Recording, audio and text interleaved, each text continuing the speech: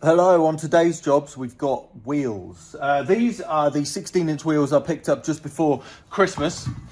I picked these ones up. These ones spoke to me in such a way because it's obvious they've been refurbished at some point and likely not used actually since the refurbishment. Obviously, they're basically big push bike wheels, so I don't find them that daunting. I've to varying success built a few push bike wheels before, like Mavic D Max rims onto Hope hubs to make my dream downhill bike recently. So there's a little bit of pitting on the rims, but they are solid the whole way through. And if you can listen to this,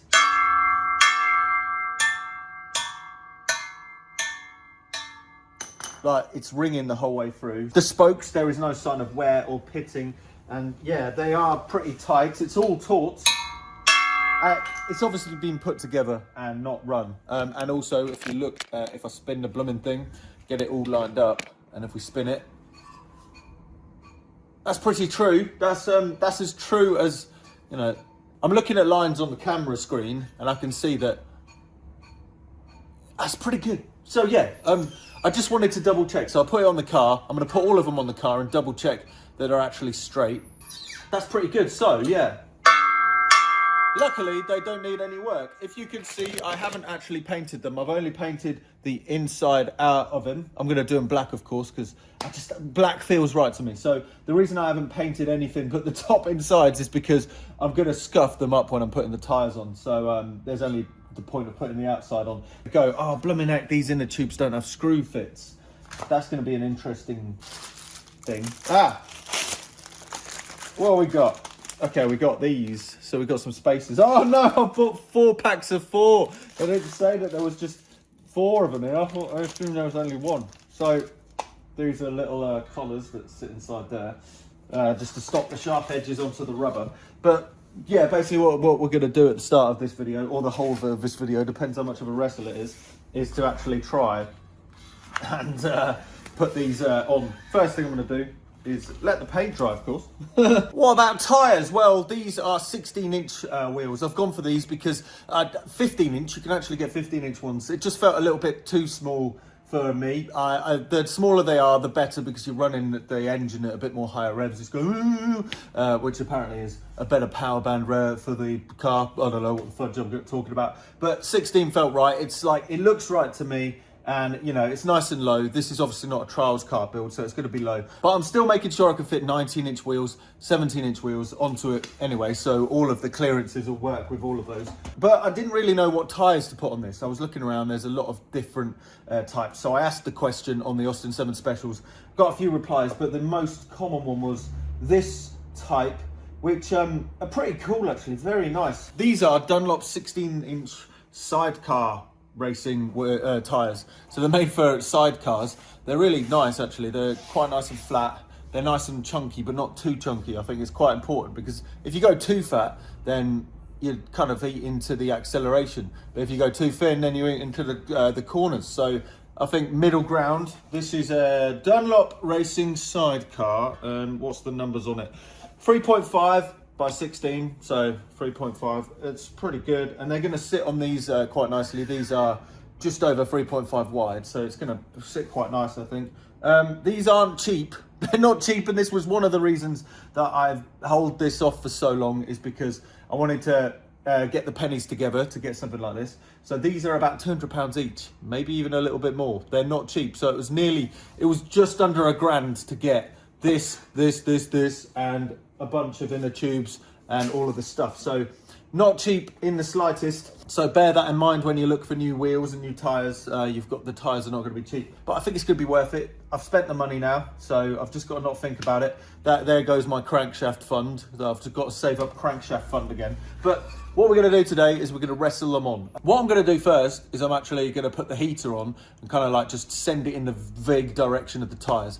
Get them a little bit warm so they're a little bit more supple. Then get me some fairy liquid and find the tyre levers, and then just wrestle the blooming things on. And these are going to be more scuffed than anybody's business, but Yeah, let's see how it goes. Let's see how it goes. First, to put the rim tape on. That's the bit that stops the inner tube getting punctured by the spokes sticking around the back. So you plonk that on. This is the actually the most challenging part, is getting the wheel onto the back of it.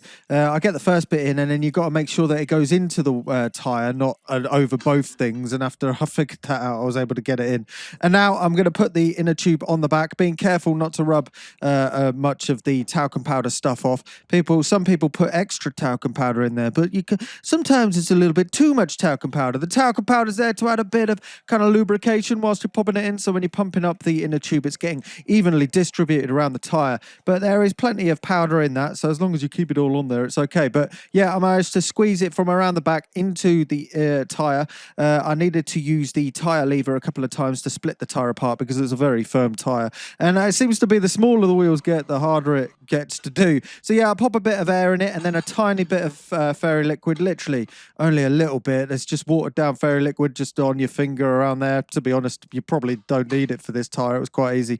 So yeah, I put my foot on one of the tyre levers and I used the bent one. Bent one's quite handy because it didn't mean to bend it. It just bent by itself, but it means that you can pop it in and it bends up to get to the rim. And it's just being careful not to put it in too far that you pinch the inner tube. We've all been there. Okay, that's pretty good. The second one I've done, now I've figured out the nuances of it. It's a lot less messy, got a bit of paint flaking, but that took 10 minutes overall, and there wasn't much of a wrestle. The hardest bit is getting the tyre on first, because that's the most stretch, but I found little and often putting it in from the front, and then putting the inner tube through the back, kind of squeezing it all in, pumping it up a little bit, and then basically kind of like slowly putting it around. I had my foot on one of the tyre levers here, and I basically went around trying to push the tyre up that way to get it over the lip as this bit of the bead was right inside of the tyre. And yeah, it just went on really easily now, so hopefully the other two are just as easy. This tyre is on the other way round. They're exactly the same on both sides, and there's a rotation arrow. So I've just built these for both of the back wheels. So I'm gonna have a break, paint these, put them on, and finish the other two. Yeah, that's good, that's very good. What is it about spray paint and reliably forgetting every single time that you need it until right when you need it, and then you have to go to Alfred's for a premium and get something that's possibly not as good? But this stuff's actually all right. I've used it quite a lot. It's the wheel paint over there. It seems to be pretty hard wearing. Bit of cardboard so you don't get it on the tyre. You do it carefully. It's black, so it's quite handy, and you could just clean it off the tyre if not. But yeah, there we go, looking good. Blooming awesome. They look absolutely tiny. Gosh knows what it would look like with 15-inch ones. But yeah, 16-inch, they just look so diddy, but I guess I'll get used to them. I think the racing chummy that I have been referencing over this time is on 16-inch wheels. It might be even 15, it's hard to tell from the picture. But yeah, this looks well funny. That is sick. Here is a comparison of the 19s, which I'll still be able to put on them. The front wings are going to be mere suggestions, if anything. The back wing is the one that's actually built into the chummy shell, so I think it's going to be okay. We might need to raise it slightly to be able to account for this.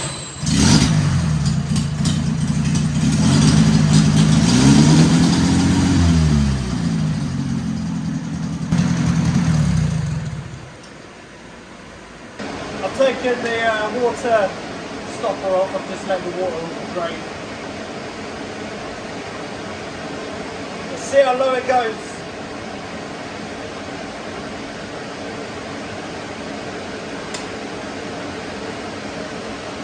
Oh yeah. That's tiny! That's teeny weeny! That's so low.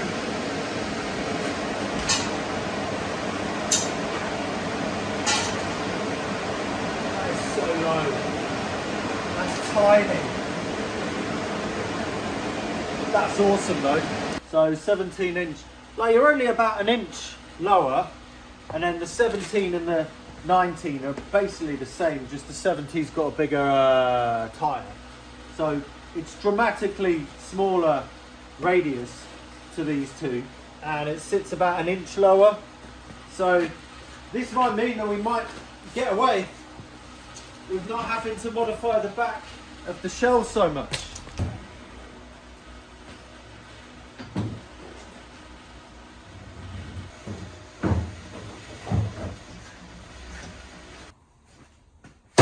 Oh yeah. Whoa. There we go, we're one step closer. Ooh. Oh no, what's happened? Yeah, it's the back is bottoming out on the shell. It's about modifying the back of it, but the wheels are good. I think they look awesome. They look so funny, and they look like that Sleeper Chummy picture. So yeah, it's actually starting to become. Oh no, from this far back. Gonna need to do the gear stick. Gonna have to extend the gear stick. So what do you reckon? Would you have done this? Gone for 16-inch wheels so you can go around the corners a bit more swiftly, accelerate a bit better? You might be worried that the top speed might be affected, but I don't think it will be particularly. From what I've read and what I have known of Austin 7s, the top gear is pretty long. And you know, you're not revving that much because it's so long. So with that, I think you'll be able to get more out of the engine. And that's what some of the things I've been reading about Austin 7 specials have said also. It's not the end of the world. These still fit, so they can be put on. Now that job is done. I'm very sorry about using the fairy liquid, but it's there. It's got multi-purpose. You can wash the dishes with it afterwards. What is there to lose? People say that there's excessive salt in fairy liquid. Well, there's excessive salt on the road, so go figure. These tube wheel designs have very small drain holes in them anyway, which also means that there is going to be water ingress as well. So honestly, I don't think there's much of an argument. If you've got fairy liquid sitting about, just blooming use fairy liquid. It's not the end of the world. 1 million tyres have been changed using fairy liquid instead of tyre lube. If you've got tyre lube, then amazing, use it. But if not, fairy liquid is perfectly fine when it's watered down. When fairy liquid is just on its own, that can probably be a bit too concentrated. And when it's watered down, you still only really need to use a tiny amount. So anyway, in the next video, we're gonna focus on the seating position so we can get the steering rack put on, so we can actually start steering things and actually figure out where the heck we're going to be sat in the car, so we can actually figure out where all of the brake gubbins are going to be going and everything like that. This episode is already up on Patreon. I put it up at the same time as putting this a few days ago up on Patreon. So if you want to see the progress of getting the steering rack, the seating position, and also cutting a bunch of the bodywork out. If not, it will be up with a voiceover in a few days. So I'll see you soon.